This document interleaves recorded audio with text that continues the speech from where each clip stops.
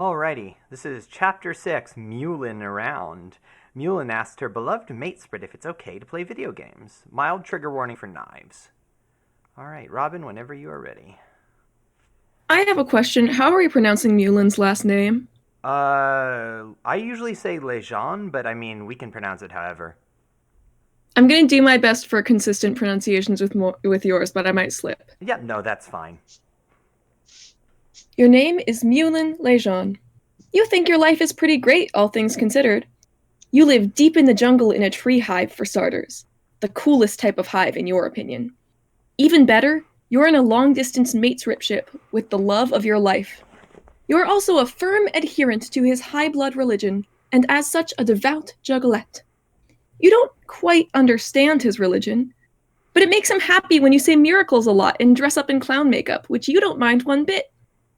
The rest of your quadrants are not quite so well filled, but with a matesprit like this, who needs moirails? Right now, your Lucis is away on a hunting trip, leaving you completely alone in the tree hive. You miss your Lucis, but you do like the peace and quiet.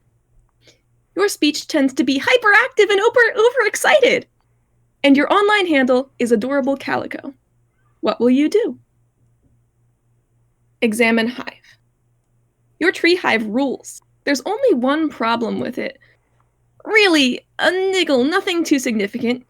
You can't really climb down from it. It's embarrassing, you know, but it's not so bad. In the past, there was a pulley system that elevated you down, but that broke when you were just a kitten. It's easy to climb up the tree using your retractable Clawpaw 9000, but getting down, that's another story. Inside the tree, however, are all the amenities you would ever need. In one corner, there's your favorite pile of pelts that your beloved Lucis peeled from the skin of Beforus's jungle prey animals. She's so sweet and thoughtful, you could lay in that for hours. If only you had a moirail to lay with. Against the wall are your own hunting apparatus. Even though you can no longer disembark from your tree hive, you have an intricate bow and arrow system. You attach rope to your arrows, so whatever unsuspecting animal they skewer on the forest floor, you can reel them up to feast on. It works great. If only you had a Kismesis to hunt with. Wrangle up some grub. Your stomach growls. You have work to do. You've got to ask your matesprit if he wants to play games with you and Arania. But your tummy is making the rumblies. You can't deny the call of your stomach. Trusty bow in hand, you crawl deftly out your window onto one of the wide, pale blue branches of your tree, using your keen vision to spy for prey. You're nearly 50 feet in the air, but your olive blood eyes have no trouble spotting a little squeak beast rummaging through the leaves far below. Perfect. You breathe deeply, eyes focusing in. Your eyes widen, your nose flares, your skin tingles. Every sound falls away as you silently breathe up in your tree and nock the arrow, taking careful aim. After a tense moment, the silence is broken by a whizzing thunk. Your aim, as usual, is true. The arrow is stuck through the little squeak beast. Solemnly, you thank it for being your meal. Eat. You'll spare us the gory details, but suffice to say, you're pretty freaky when it comes to feasting. You just kind of reel the squeak beast up and dig in. Gross. Well, not in your opinion. Your sordid deed done, you crawl carefully back inside, shutting the window, patting your stomach, hanging your bow back on the wall. Talk to your matesprit. Yes, you've been waiting for this. Adorable Calico began trolling thunderous caterwaul.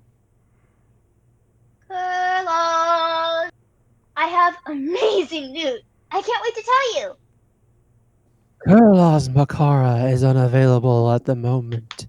This is his automated Trillian message indicating he is away from keyboard. Please do leave a message when you can. Tragic. Please get back to me. Please get back to me ASAP, okay? Kurlas Makara is unavailable at the moment. This is his automated trillion message indicating he is away from keyboard. Please do leave a message when you can. Adorable Calico ceased trolling Thunderous Caterwall. Oop. Looks like you're getting another message. Arcane Knowledge began trolling Adorable Calico. Meulin, have you spoken to Carlos yet? We presently have a full team. I believe so anyway. You did speak to him, right? It's been 2 parages. I'm really sorry, Pernia. I kept on putting it off. I just messaged him, and he will be getting back to me soon. I understand. Just please do let me know if he says no so I can find other participants. Though, truthfully, I'm not sure the game is even still on. Mina was the one who originally brought it up, but she has been, AWOL. AWOL? Indeed. I might have said some unpleasant things to her, and we haven't spoken since. I feel just awful. Oh my gosh, is that why she went into hiding? I heard she missed her coronation. I just wish I could speak to her. Your heart suddenly begins pounding. This is your chance. You see a golden opportunity laid out before you. If you act as the go-between for Arania and Mina, you could secure yourself a spot in their quadrant as an auspicious. Arania, I volunteer to speak to Mina on your behalf and try to bring you back. You'll see, the only time before sunrise. Meulin, wait. Adorable Calico ceased trolling Arcane Knowledge. Yes! You pump your fists in the air. The trickiest quadrant to master, and the chance just fell right into your lap. You were so excited you could squee. In fact, you just might. But later, after you've secured the Ashen Quadrant. For now, you've got auspicizing to do. Adorable Calico began trolling Cruel Condescension. The purr beast reaches her paw coyly into the fearsome sea toothpick's tank. Is she angling for a meal? Or will she become the meal herself? The sea tooth beast breaches the surface like a fucking majestic movie scene and like winks at the purr beast or whatever. Fuck, I'm bad at this. What do you want, Mew? What do you want, Mew? I'm kind of not in a great mood. Great.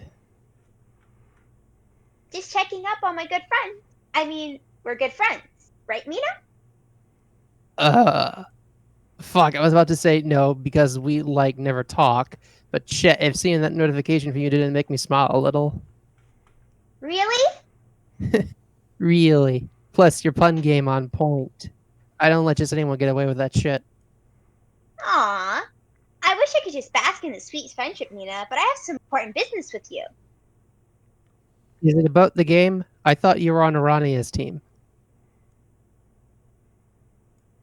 I am, but she let me know things were a little rocky between you. I just wanted to make sure the game was still on her behalf. Yeah, the game's still on, I guess. You can tell her that if she's super pressed. Yay! That doesn't mean I'm still not kind of pissed at her. Not yay. May I ask what happened between you two?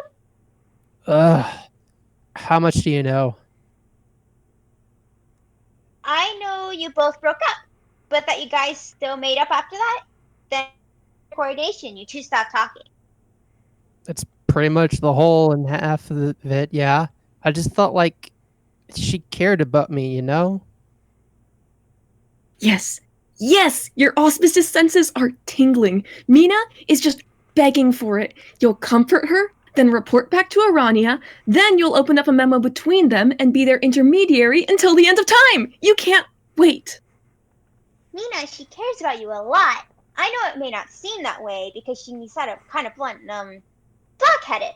But she still loves you. You just need to talk to her and tell her what you need to hear. Mew, talking to you made me realize something. You're on the edge of your seat. It's just like before when you were hunting. Your eyes all wide, all sound falls away, and you lean in closer to the screen. Shoot the arrow. Reel her in. She never gave a shit about me and I'll be outside being in the Harris. Not like you do. You blink. Wait. What? You're so much nicer than she is. I always kind of had a flush crush on you, you know? Fuck, I can't believe I just said that. Oh. Oh no. Oh shit! Things are off the rails! This is not how you imagine things going. Panic fills your heart. Mina has to know you're already spoken for. Your hands tremble, unsure what to type. Hey, maybe you want to come over sometime? My new place is kind of hard to get to, but Oh no, Mina, my internet is cutting out. Adorable Calico blocked cruel condescension. You put your face in your hands. God, that was awkward. Aranya must have really hurt Mina's feelings. That flush crush confession felt all kinds of wrong. You decide to never tell anyone about this. You mean about. Message your mate, Sprit. Maybe Kurlos is finally online. Unfortunately, he isn't, after a quick check. Rats. You still feel a little awkward from that interaction. You don't want to message Arania back. That's a can of worms you don't dare open. You shudder, imagining her reaction if she knew you accidentally flirted with her ex. You also feel horrible that your chance to auspice between them has been dashed. Maybe this is something you need to talk about with your guru. Message your wise and powerful quadrant guru. Adorable Calico began trolling Glorified Admirer.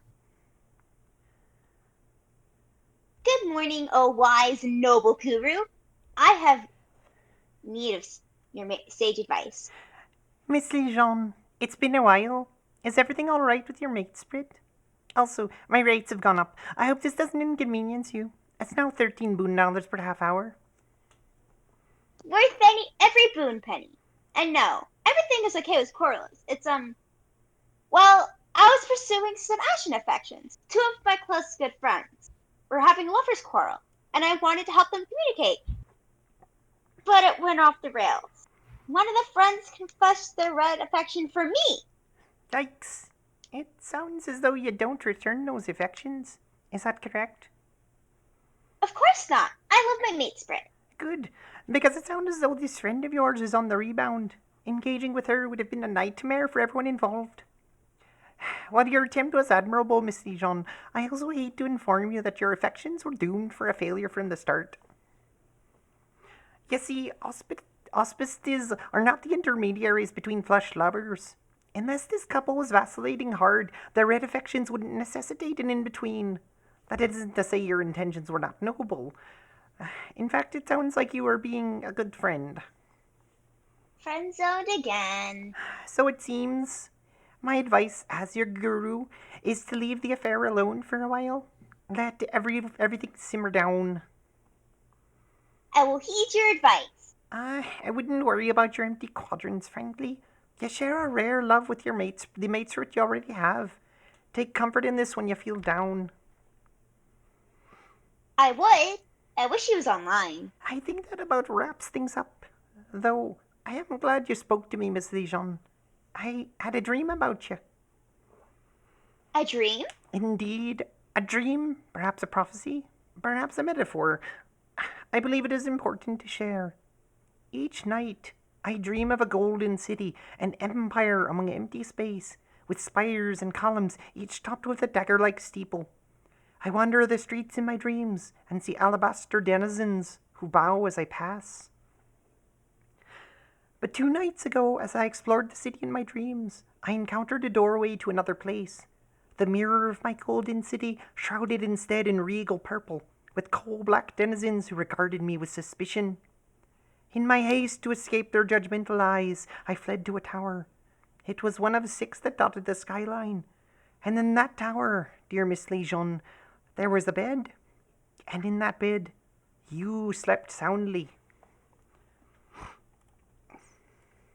I was in your dream? You were. In my dream, I approached your bed and touched the side of your face. You stirred gently, but you kept sleeping. You looked like you were having a nightmare. I became afraid for you, so I shook you awake. Well, on behalf of Dream Me, thank you. Do you remember anything like that, Miss Dijon? I don't think so. The only dream I remember from 2 nights ago is waking up and screaming because there was a rainbow drinker attacking me.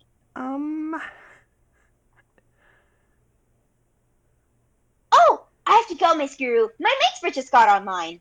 Miss Dijon, wait. I'll send payment for this session ASAP. Bye! Adorable Calico ceased trolling glorified admirer. No time to think about weird dreams. Kurla's just messaged you. You squee for real this time. In fact, if he were here, you might go so far as to Thunderous Caterwaul began trolling Adorable Calico. Miraculous evening to you, my love. What a wicked and motherfucking excellent day to awaken to a message from you.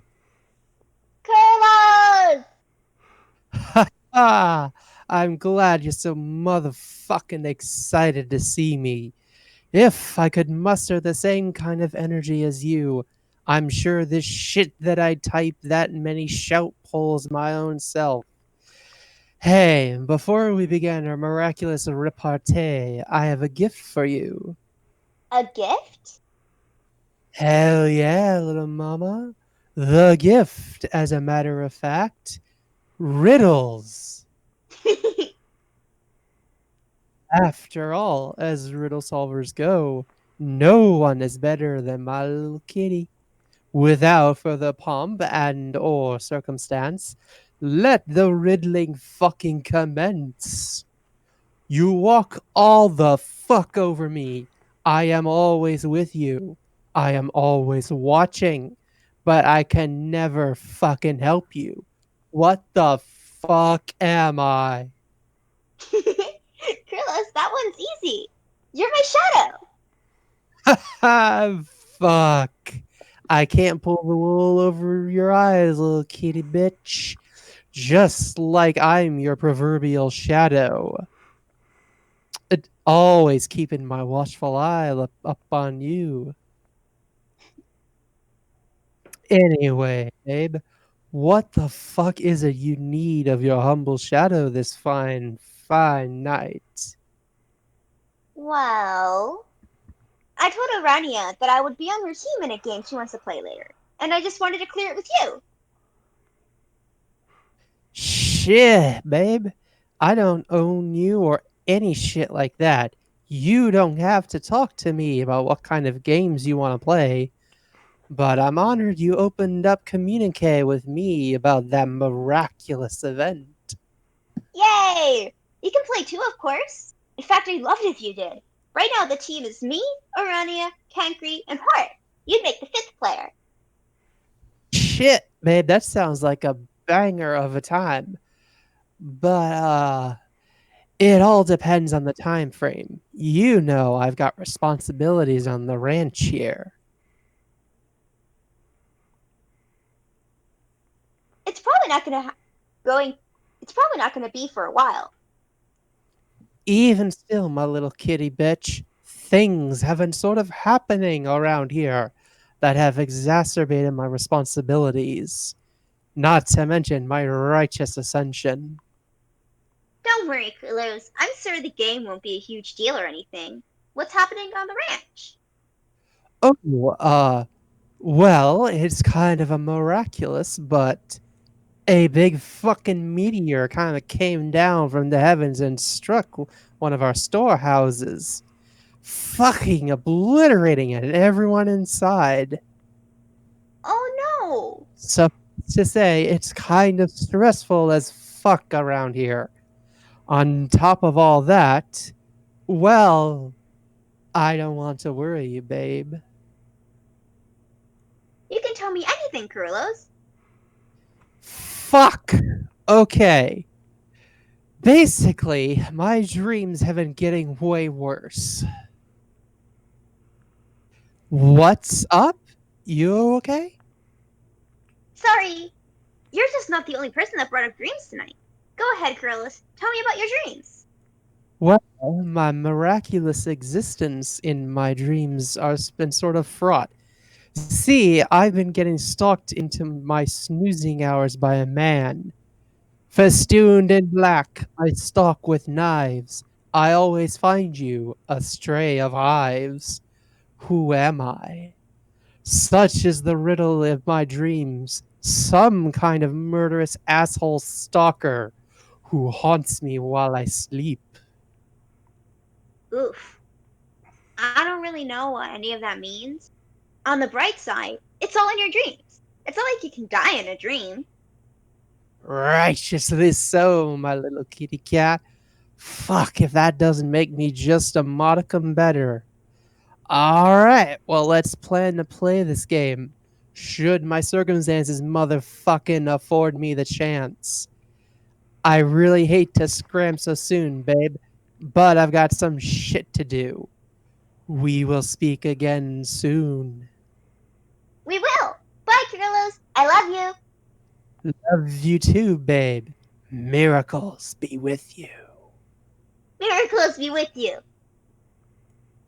Thunderous Caterwaul ceased trolling adorable Calico. You feel much better. All in all, it's been a weird day, but talking to Kurlaz always makes you feel better. You'll message Arania and tell her the good news, that the 5th teammate has been secured. Later, though. You're not ready to face her after the awkward conversation with Mina. You cringe when you think of it. Light filters in your window. Looks like sunrise is soon. Time to get some sleep. You close the blinds and disrobe, crawling inside of your recruit raccoon, yawning sweetly to yourself, taking no time at all to fall into a deep sleep. After what feels like a mere moment, you awaken.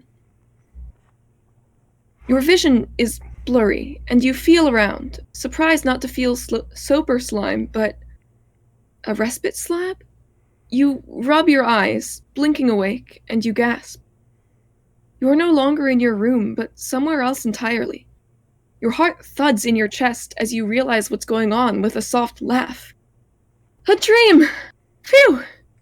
You were scared for a second there, but this dream feels familiar. Something about it is invigorating you with déjà vu.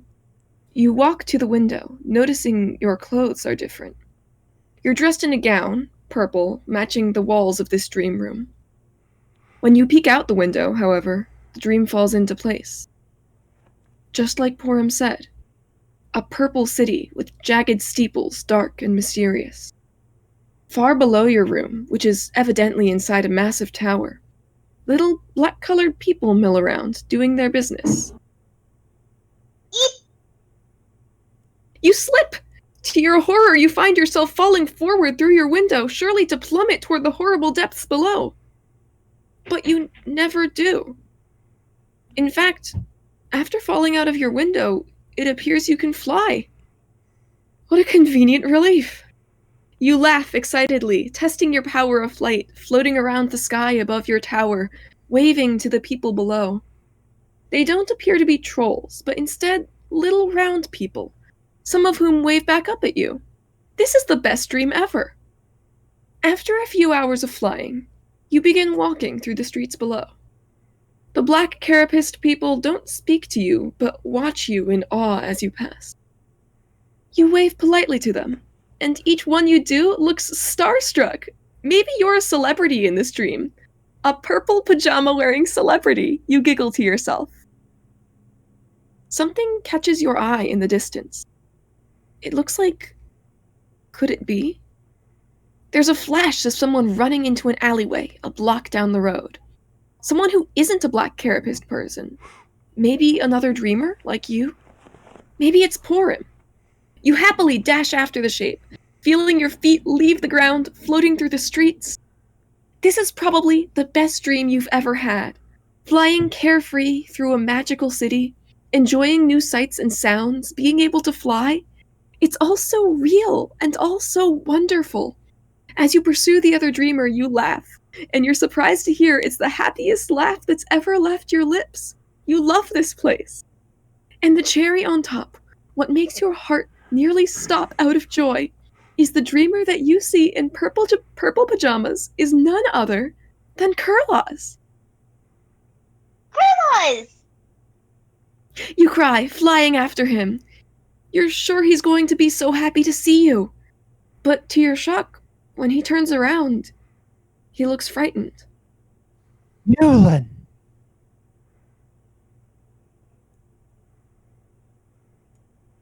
Kurlas!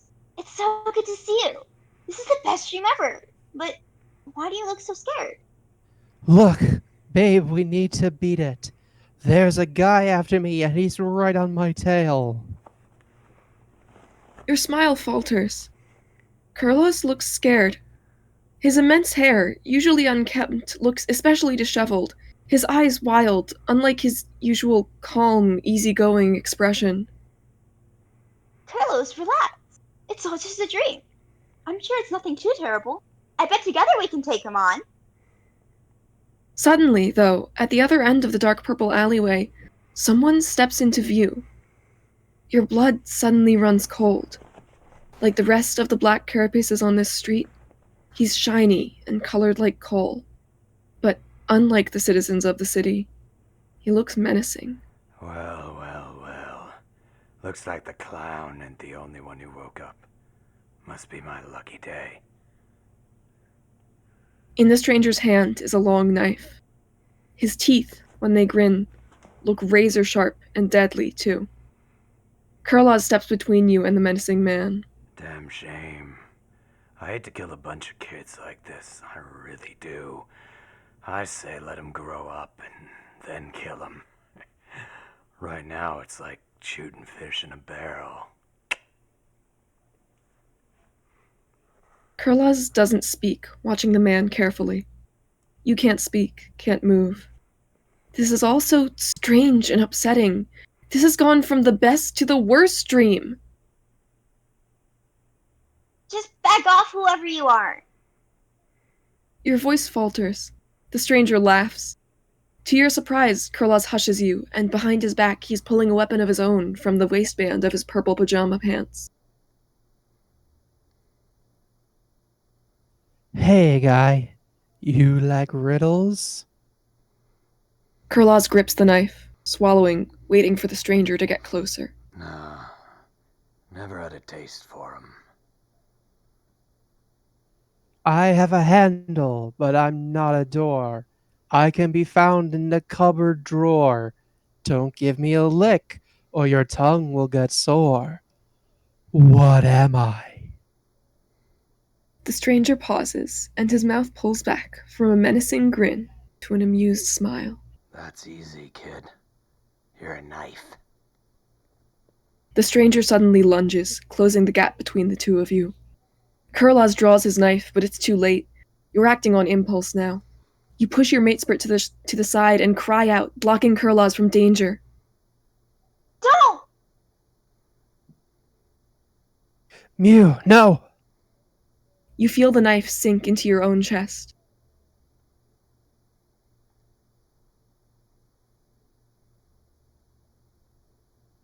Ugh! You wake up in sober slime, hands shaking. You take a moment to steady your breathing, laying back in the sober bath. Just a dream. Thank goodness. As your breathing returns to normal, over the final moments of the dream, and you can't help but laugh. If I ever have that dream again, I won't forget to fly away. Already. Whew. Alright. Oh, I really was not- enjoyed that. Yeah, that's... Ah, but I was not expecting there to be more Kurlos outside of the auto response. Yeah,